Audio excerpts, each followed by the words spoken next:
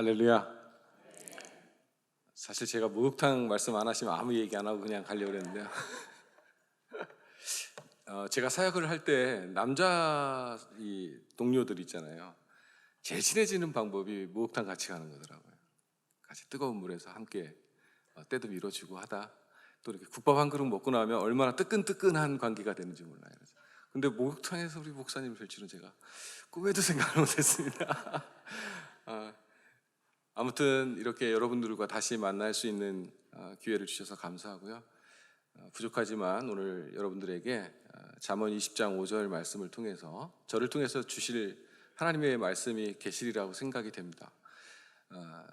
물론 저는 설교할 때 항상 그래요. 오늘 예배에 오신 모든 분들이 말씀 듣다가 다 뒤집어지는 역사가 있으면 좋겠다, 이런 마음으로 준비는 하지만 한 분만 이 말씀에 반응하기 시작한다면 놀라운 하나님의 계획들이 그분을 통해서 크게 역사할 수 있으리라고 그렇게 믿고 오늘 말씀을 전하도록 하겠습니다. 제가 대학에서 재학하는 동안에 학생들을 데리고 중국을 좀 다녀왔어요. 이게 여기서 안 먹히네요. 중국을 갔거든요. 근데 배 타고 북경을 먼저 갔다가 북경에서 우르무치 선교 리서치를 하려고 가는데요. 돈이 없으니까요, 학생들이 기차를 타고 왔습니다. 기차로 3일 길을 가더라고요. 기차에서 먹고 자고 하면서 3일을 우르무치까지 갔고요. 또 그곳에서 이제 만난 선교사님과 이제 교제하면서 이튿날 우리를 어디로 인도해 갔냐면 트루판이라고 하는 중국의 4대 분지 가운데 하나입니다.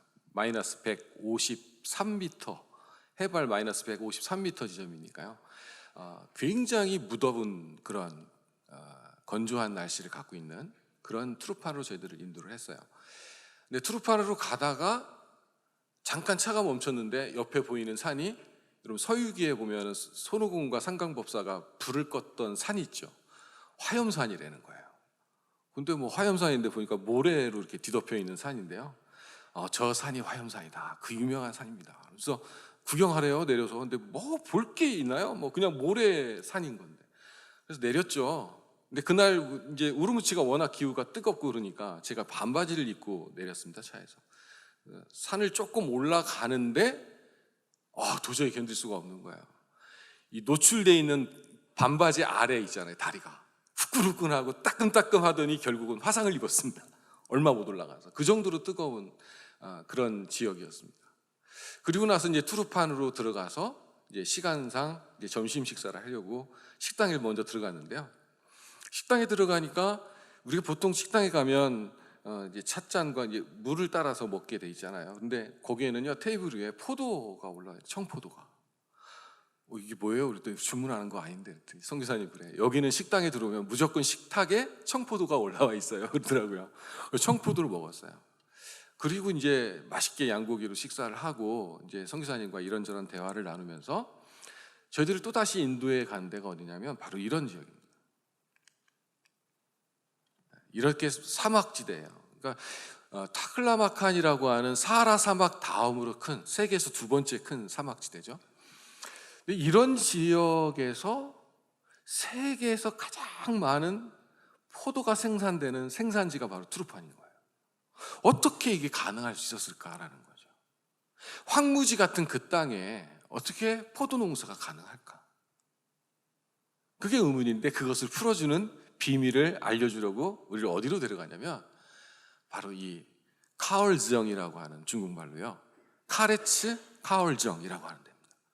이 카얼정은 우물을 이렇게 파는 데예요. 지하로 깊은 우물을 파서 거기에 물을 가둬 놓습니다. 그 우물과 우물을 지하 수로를 통해서 연결해 놓은 거예요. 지하 수로를. 요렇게. 이게 어디에서부터 내려오는 물일까요? 여러분, 지하에서 올라오는 물이 아니라 아까 처음 사진에서 보여주셨던 중국 서북쪽 끝 국경선을 면하고 있는 천산 산맥에 이 만년설이 녹아서 내려오는 물입니다. 거기는 물이 많아요. 그런데 투르판 이 우르무치 지역은 물이 없어요. 한나라 때 사람들이 어떻게 하면 이 땅에 생명이 살게 하고 포도를 재배할 수 있고 농사를 지을 수 있는 땅을 만들 수 있을까 고민하다가 천산산맥에서 흘러내려오는 그 물을 끌어오자. 그 물을 끌어오려고 보니 사막지대에서 물이 스며들고 햇볕에 말라버리고 방법이 없는 거예요. 그래서 이분들이 뭘 하기 시작했냐면 우물을 파기 시작한 겁니다. 그리고 우물과 우물에 수로를 연결하기 시작한 거예요. 지하로. 그게 약 5,000km가 넘는답니다. 뭐 포클레인이 있는 시절도 아니고 호미와 꽃갱이와 산만 가지고 그 우물을 파고 수로를 파낸 거예요. 그랬더니 이 투르판에 생명이 자라는데 이렇게 푸르른 포도들이 열매를 맺는 땅으로 뒤바뀔 수 있었던 겁니다. 저는 이걸 보면서 굉장히 깊은 감동을 얻었어요. 뭐 지형적인 어떤 특성 때문에 느끼는 것도 아니고 어떤 것도 할 수 없는 막바지 상황 속에서 그들이 깊이 사고하고 생각하고 고민한 거예요. 그랬더니 그들은 답을 찾아냈습니다. 천산산맥에 녹아 흘러내리는 만년설, 이거를 끌어오자. 이걸 끌어오자. 여러분 이사야서 35장 6절 말씀을 우리 같이 한번 읽어볼까요? 자, 시작. 그때 저는 자는 사슴같이 뛸 것이며 말 못하는 자의 혀는 노래하리니 이는 광야에서 물이 솟겠고 사막에서 시내가 흐를 것임이라. 아멘. 여러분 우리의 삶이 사막같이 건조하고 어떤 것도 기대할 수 없는 막막한 상황에 있는 삶일지라도 하나님은 사막에 무엇을 내신다고요? 사막에 시내라 흐르도록 만드실 분이 저와 여러분의 아버지 되세요. 아멘. 이 하나님을 믿죠, 그죠? 이분 신뢰하시죠? 네. 그래서 오늘 잠언 20장 5절에서 이렇게 말씀합니다. 잠언 20장 5절. 사람의 마음에 있는 모략은 깊은 물 같으니라. 그럴지라도 명철한 사람은 그것을 길어내느니라. 자, 여러분 여기서 모략이라는 말이 되게 거슬리더라고요. 그래서 사전을 찾아보니까 좀 속임수라는 의미도 있고요. 약간 사기적인 의미가 좀 담겨져 있어요. 그래서 이거 갖고 설교 어떻게 하지? 우리 마음속에 모략이 뭘까? 그랬더니 영어 성경을 한번 찾아봤어요. 그랬더니 영어 성경에는 뭐라고 나왔냐면요. 이렇게 나와 있습니다. 모략이라는 말이 킹 제임스 버전에서는 카운슬로 나와서 카운슬. 조언하다, 충고하다. 여러분 우리가 설교를 매주 듣잖아요. 매일 새벽마다 말씀 듣잖아요. 우리가 기회될 때마다 말씀 듣는데 하나님의 조언과 충고를 받는데 이게 어느새 어디로 가 있느냐면요, 깊은 물로 들어가 있는 거예요. 깊은 물. 조언을 받고 충고를 받고 하나님의 음성을 내가 듣는데 그 말씀이 지금 깊은 물에 감춰진 거예요. NIV 버전을 보니까 거기에서는 The purpose라고 했어요. 목적이라고 했어요. 계획. 우리의 삶에, 우리 인생의 계획과 목표를 가지고 있는데 이게 어느 순간인가 혼돈스럽고 혼미스럽고 기억조차 나지 않을 정도로 내가 어디를 향해서 가는지, 내가 무엇을 해야 하는지, 내가 무엇 때문에 이 세상에 존재하는지 그 이유를 알 수 없는 그런 상황에 빠져요. 바로 깊은 물 가운데 빠져버린 거예요. 무엇가요? 내 인생의 목표가, 내 인생의 비전이, 내 인생의 계획들이 어디로 갔는지 사라져버린 거예요. 그래서 유명한 말 작심삼일이라는 말 있잖아요, 그죠? 분명히 결정했는데 3일 만에 그 계획이 어디로 갔는지 순식간에 사라져버린 거예요. 깊은 물 가운데 빠져버린 거죠.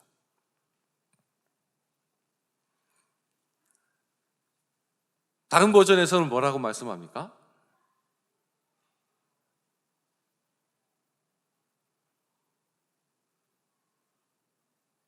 계획이라고 말해요. 계획. 내가 계획을 세웠어요. 이번 주에 계획 세웠어요. 하나님 뜻대로 이렇게 살아야지, 뭐 해야지 계획 세웠는데 이 계획이 깊은 물 가운데 빠져버린 거예요. 이걸 길러내려니까 너무 힘든 거예요. 길러지질 않아요. 너무 깊어서. 그런데 이것을 길러낼 수 있는 비결이 있대요. 네. 이것을 길러낼 수 있는 비결이 있는데 그 비결은 바로 뭐냐면 묵상하는 거예요. 따라해 봅시다. 하나님의 말씀을 묵상하자. 네. 하나님의 말씀을 묵상하는 거예요. 그러면 그 안에 있는 깊은 물 가운데 있는 나를 향하신 하나님의 목적과 계획과 비전과 이런 것들을 길러낼 수 있다는 거예요. 길어낼 수 있다는 겁니다. 묵상하면 무엇이 우리 안에서 나오냐면 명철이 나온다는 거예요. 지혜가 나오고요, 이해력이 생기고요, 통찰력이 생긴대요. 여기에서 사용된 히브리어 말씀을 보니까 시야라는 단어예요. 한번 우리 시편 말씀을 읽어볼게요. 시편 말씀 같이 한번 함께 읽어봅니다. 시작. 내가 주의 증거를 묵상함으로 나의 명철함이 스승보다 승하니이다. 묵상하니 뭐가 돼요? 명철이 나오는데 스승보다 훨씬 낫대요. 여러분의 말씀 묵상이 사역자보다 훨씬 낫다는 거예요. 여러분 동의하세요? 여러분의 말씀 묵상이 명철해지기 시작하는데 그 명철함이 목회자보다 낫다는 거예요. 여러분 믿으시죠? 그래서 오늘 저는 깜짝 놀랐어요. 아까 저를 수행하시기 전에 암송을 하시더라고요. 암송. 그래서 하고 놀랐어요. 묵상하는 게 바로 암기하는 거예요. 묵상하는 게 곧 숙고하는 거예요. 묵상하는 게 곧 뭐냐면 함께 생각하는 거예요. 그 말씀을 그런가 하여 날마다 상고하는 거예요. 그랬더니 뭐가 생기냐면 명철이 생겨요. 다윗은 그것을 너무 사랑한 거예요. 그래서 뭐라고 시편 기자에서 또 말씀하냐면 같이 읽어보세요. 시작.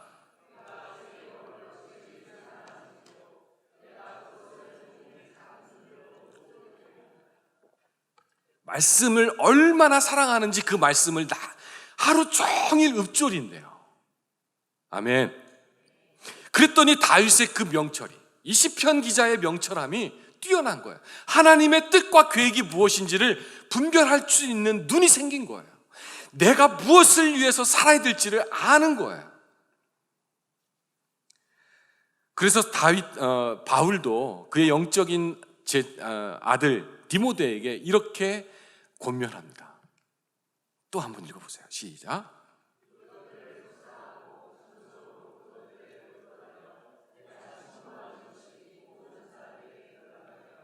네, 묵상하고 너의 진보를, 너의 발전하는 것을, 너가 오늘보다 내일 더 나아진 모습을, 내가 신앙생활하는데 어제보다 오늘이 더 낫고 오늘보다 더 내일이 더 나은 너의 그 진보를 보여주는데 그 보여준 진보의 방법이 뭐예요? 묵상하는 거예요. 이게 명철을 알게 되고 이 명철이 깊은 물을 길어내는 방법이 되는 겁니다. 결국은 길러내지게 돼 있어요. 드로이드 아웃이 되는 겁니다. 깊은 물을 길어내는 거예요. 옛날에 우리 어른들 이 펌프로 물을 길러내신 적 있잖아요, 그죠? 근데 물을 분명히 좀 전에는 펌프를 해서 물을 지하에서 끌어올렸는데 조금 놔두면 이게 쭉 내려가서 물이 안 올라와요. 그럼 거기다가 뭘 넣어요? 마중물 하나를 한 가지를 붓습니다. 그리고 막 펌프질을 하면 지하 깊숙이 있는 그 물이 끌어올르게 돼 있어요. 여러분, 깊은 물, 그것을 끌어내는 방법은 명철인데 그 명철을 이루는 방법은 묵상이에요. 이 묵상이 깊은 물을 길러 올려내는데 이것이 뭐냐면 우리 각자를 향하신 하나님의 목적이에요. 하나님의 비전이에요.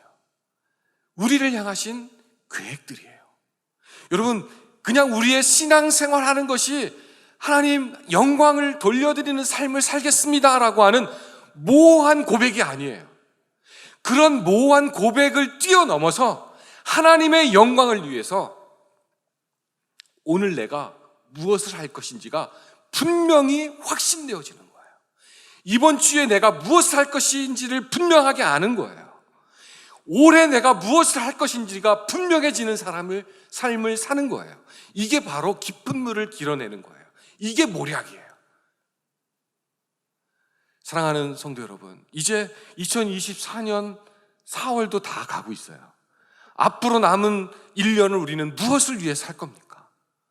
이렇게 우리가 성도들에게 물어보면 하나님의 영광을 위해 살아야죠. 그러니까 그 영광이 뭐예요? 그 영광을 위해서 당신은 무엇을 할 거예요? 이 질문을 던질 때에는 갑자기 앞이 깜깜해지기 시작하는 거예요. 이거를 길러낼 수 있는 명철한 성도들이 되시기를 주의 이름으로 축복합니다. 제가 이제 작년 한 해 동안은 또래 코치라는 그런 이름으로 대전에 있는 학교에 코치로 이렇게 들어갔어요. 가서 이제 중학생들, 고등학생들을 만나는데, 여러분, 요즘 아이들이 내가 무엇을 위해서 살아야 될지 비전이 없습니다. 예. 앞으로 진로를 어디로 가야 되는지 아무 막막해요. 그냥 학교 오고 학원 가고 집에 가고 그냥 그렇게 살아요. 여러분, 우리가 직장 가고 일터로 가고 가정에서 내 삶의 터에 대해서 굉장히 분주하고 바빠요.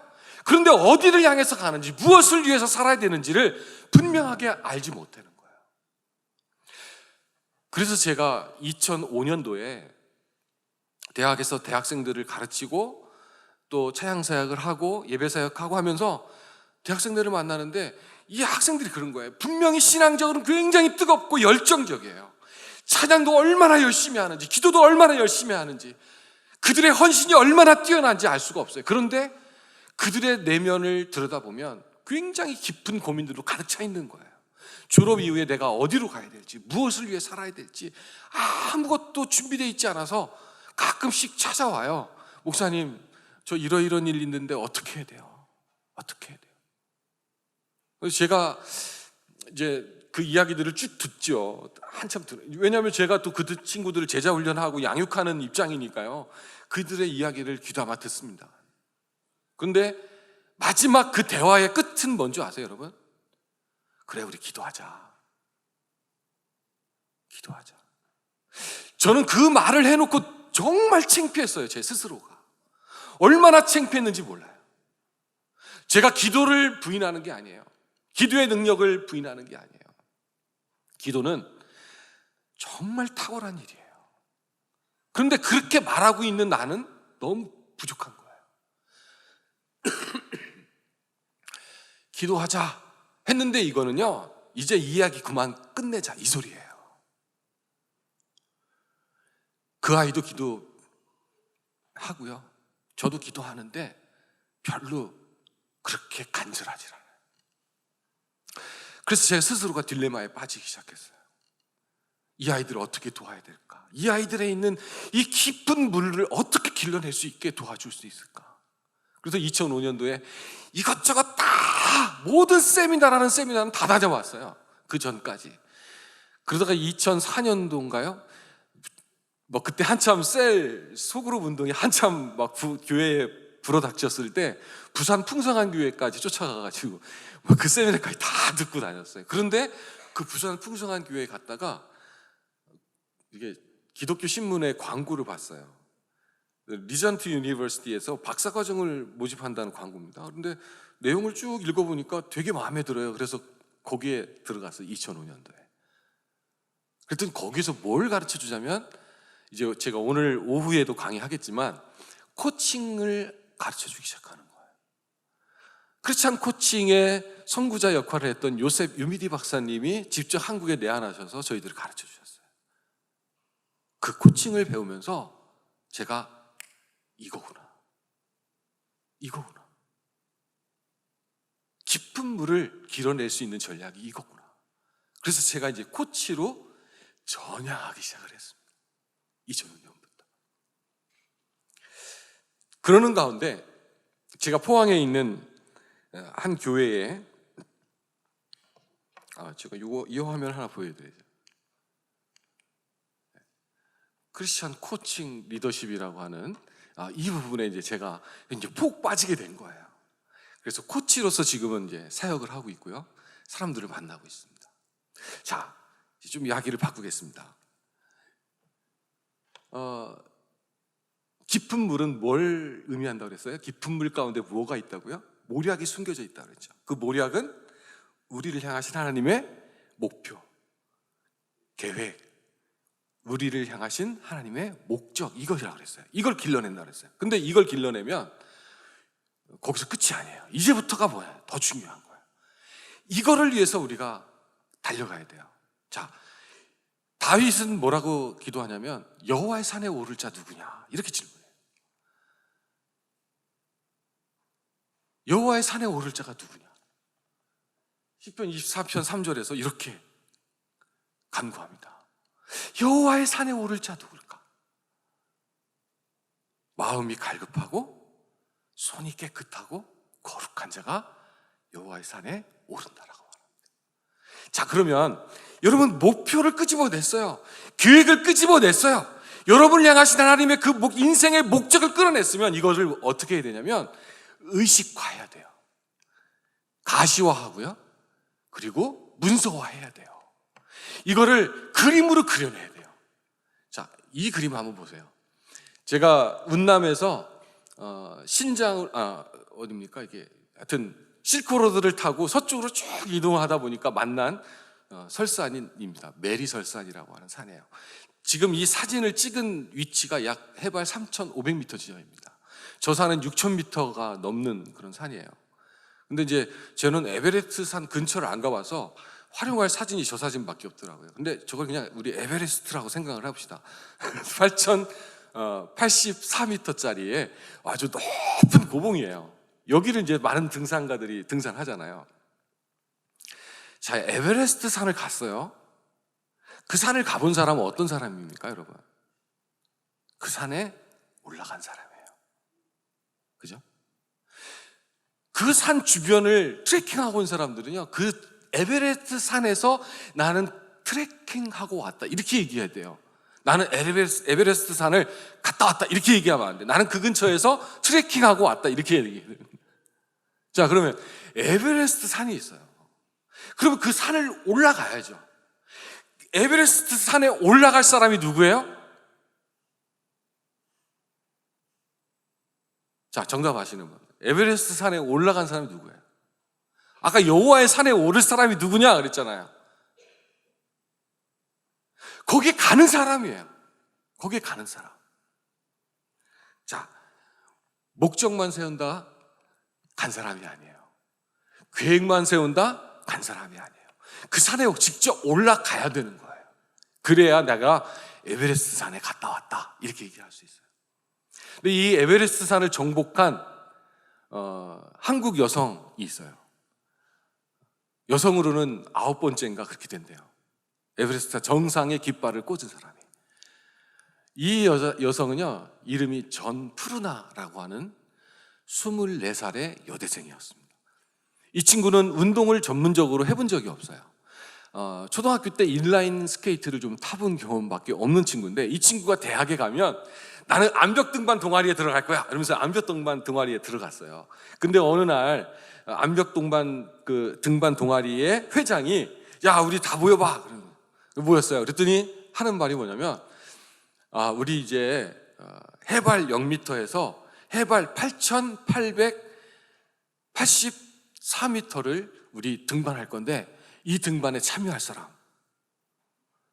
근데 이 전푸르나라고 하는 어린 여대생이 손을 먼저 든 거예요.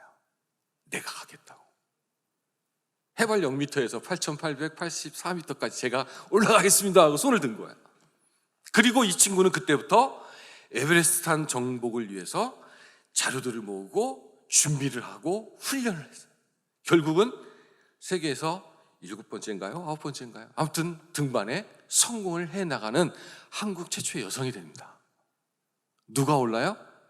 계획을 찾아냈으면 그 계획을 이루기 위한 자신만의 준비와 활동과 행동이 필요한 거예요. 그 액션이 일어나지 않으면 여호와의 산에 못 올라가는 거예요. 나를 향하신 계획과 목표와 비전을 향해서 갈 수가 없는 거예요. 사랑하는 여러분, 내가 하나님의 영광을 위해 살겠습니다. 그렇다면 거기를 향한 구체적인 계획들이 세워져야죠. 이거를 돕는 게 바로 코치의 역할이에요. 제가 그렇게 하고 이제 포항에 한번 가서 설교를 했어요. 포항에 제법 큰 교회에서 이제 초대를 해서 저희 찬양팀 전체하고 가서 설교를 하게 됐는데 쫓겨날 뻔했습니다. 설교 첫머리에. 뭐라고 말씀드렸냐면, 여러분, 서울대학교, 포항공대, 한남대 똑같습니다. 여러분 웃으셨어요? 거기는 웃은 게 아니라 인상을 싹 쓰며 저를 쳐다보는데요, 야, 이거 잘못하면 큰일 나겠다, 쫓겨나겠다, 이 생각이 들었어요. 어떻게 한남대하고 포항공대를 비교한 이런 거예요. 이런 눈초리를 저를 보는 거예요. 여러분, 한남대하고 포항공대하고 서울대하고 똑같습니까? 할렐루야. 네, 우리 자녀가 지금 지방대 다닌다고 뭐 이렇게 마음 움츠릴 이유 하나도 없습니다. 서울대 나온다고 다 인생에 성공하는 거 아니고요, 포항공대 나온다고 삶이 잘 되는 거 아니에요. 똑같아요. 똑같은 출발선에 있어요. 저나 여러분이나 똑같은 출발선에 있는데 문제는 뭐냐면, 자, 이거예요. 목표라는 문제예요. 제가 지금 계속 목표 얘기합니다. 이거를 길러내야 돼요. 이거를 길러내려면 뭐가 필요해요? 명철이 필요해요. 명철이 필요한 사람은 그 명철을 얻으려니까 묵상을 해야 되고요, 묵상은 한다는 건 생각하고 암기하고 숙고하는 거예요. 그죠? 이렇게 얘기 드렸어요. 자, 예일 3%라는 얘기가 있습니다. 예일 3%. 여러분 들어보셨나요? 예일 3%. 1953년도에 예일대학교 전체 학생들을 데리고 설문조사를 했습니다. 어떤 설문을 했냐면, 당신은 목표를 설정했는가? 그리고 당신은 그 목표를 글로 적었는가? 그 목표를 이루기 위한 계획은 세웠는가? 이거를 질문한 거예요. 그랬더니 이 모든 대답에, 질문에 예스라고 대답한 사람들이요, 여러분, 약 3%밖에 안 됐다. 천하의 예일대학에 다니는 학생들인데도 여러분, 목표를 갖고 목표를 글로 적고 목표에 대한 계획을 가지고 있는 사람이 불과 3%라는 거예요. 그러니 서울대, 포항공대, 한남대 똑같지요. 자, 이제 여기다 하나 더 추가해서 예일대 똑같습니다. 하버드 똑같습니다. 더 좋은 학교 아니에요. 똑같은 학교예요. 다만 그 학교를 다니는 학생이 뭘 갖고 있다? 목적과 목표와 계획을 글로 기록해서 갖고 있느냐 없느냐, 이거예요. 그런데 이 53년도에 설문조사에 참여했던 학생들을 추적해서 조사를 했어요. 몇 년도에? 73년도에. 20년 뒤에 추적조사했습니다. 20년 뒤에 이 사람이 어떻게 살고 있는가 추적조사를 했는데요, 어떤 결과가 나왔을까요? 목표를 글로 적었던, 그리고 세부적인 계획을 세웠던 3%는요 세계적인 리더로 활동하고 있더라라는 거예요. 그리고 명확한 목표를 가지고 있었던 10%는요 자유로운 삶을 영위하고 있었고요, 간단한 목표를 가지고 있었던 60%는 그냥 평범하게 생활에 지장이 없을 정도로 삶을 살고 있었고요, 그리고 아무런 계획을 가지고 있지 않았던 27%의 사람들은요 하위 시민으로서 사회의 구호를 받고 있는 삶을 살고 있더라, 이 말입니다. 어느 대학 졸업생이요? 예일대 졸업생 27%가요 사회 구조를 받고 있더라, 이 말이에요. 단편적으로 알 수 있는 거예요. 여러분, 내가 어느 학교 들어갔다, 어느 학교를 다닌다, 이게 중요한 게 아니에요. 지금 내가 어떤 형편이다, 이게 중요한 게 아니라요, 지금 내 안에 있는 그 깊은 우물 속에 있는 그 모략, 하나님의 계획, 하나님의 목적, 하나님의 그 비전들을 끄집어낼 수 있는 사람이 돼야 되는 거예요. 아멘. 여러분, 내가 지금 나이 많다고 아유 난 나이 들어서 이제 뭘 하겠어. 아니에요, 여러분. 어제 TV 보니까요, 95세 되시는 분이 피아노 치고요, 피아노 연주하고, 또 옆에서 성악, 무슨 95세 4세 되신 할아버지가 오솔레미오를 부르더라고요. 예, 우리 안에 뭐가 있어요? 이 어마어마한 잠재력이 있어요. 아직도 이거를 우리가 안 꺼내고 있는 거예요. 안 꺼내고 있는 거예요. 이걸 꺼내야 돼. 한 선교단체 간사가 저한테 찾아왔어요. 목사님, 요즘에 제가 회의감이 너무 많이 들어요. 그래요. 그래서 무슨 일인데요? 그랬더니 제가 선교단체 간사임에도 불구하고 우리 선교단체에 소속되어 있는 학생들을 만나기가 너무 어렵대요. 애들이 왜 이렇게 바쁜지 학교에 오면 만날 길이 없다는 겁니다. 그러면서 한탄을 해요. 근데 이때 저희 한남대학교 기숙사 관장님이 저에게 요청을 했어요. 우리 기숙사생들 데리고 좀 코칭 좀 한번 해주세요. 그러더라고요. 그래서 그럼 학생 모여만 주면 제가 코칭 해드릴게요. 그래서 학생들을 모아놓고 이제 코칭을 했습니다. 자, 그런데요, 제가 이거 좀 넘어갈게요. 여기는 안 읽어도 될 것 같아요. 일주일에 3시간을 더 준다면 너는 뭘 더 하고 싶어? 그랬더니 뭐 하고 싶은 게 많아요. 근데 애들이 너무 바쁘대요. 너네들 정말 바빠? 그래서 다 바쁘대요. 근데 바쁘면 망하는 건데, 망자가 바쁠 망이잖아요, 그죠? 예, 여러분, 바쁘면 망합니다. 여유로워야 돼요. 근데 어쨌든 바쁘대. 그래서 그래? 그러면 우리가 첫 번째로 해보자. 그러면서 168시간 연주계획서를 작성하게 했어요. 연주계획서 그러니까 조금 거창한데요, 그냥 쉽게 얘기하면 168시간 시간표를 쓰게 한 거예요.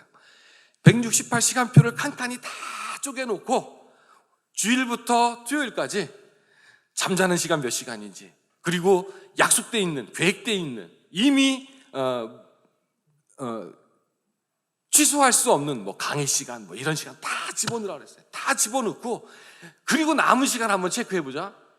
그랬더니요, 여러분, 거기에 모여있는 한 20여 명의 학생들 가운데 얘네들은 학점이 4.25 이상 되는 친구들이에요. 기숙사 들어가야 되니까요, 학점이 굉장히 좋은 애들입니다. 과에서 탑 이상 가는 애들이에요.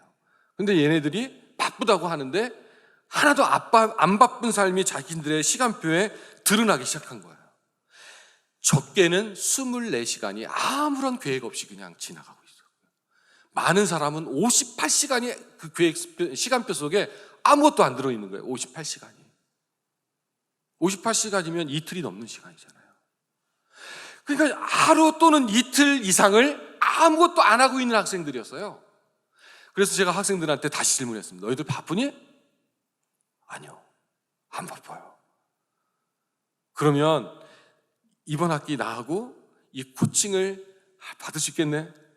일주일에 2시간씩 만날 수 있겠네? 그랬더니 받을 수 있다는 거예요. 그러면서 자기들의 빈 시간 속에, 계획표에 누락되어 있는 그 공백 시간에 코칭 받는 시간들을 다 집어넣어요. 그래서 이제 20명을 코칭했는데, 그 중에 한 사람을 제가 소개하고 설교를 마칠게요. 한남대학교 물리학과 4학년에 재학 중인 여학생이었습니다. 키도 제법 컸어요. 170 가까이 되는 여학생입니다. 굉장히 키가 큰 친구죠.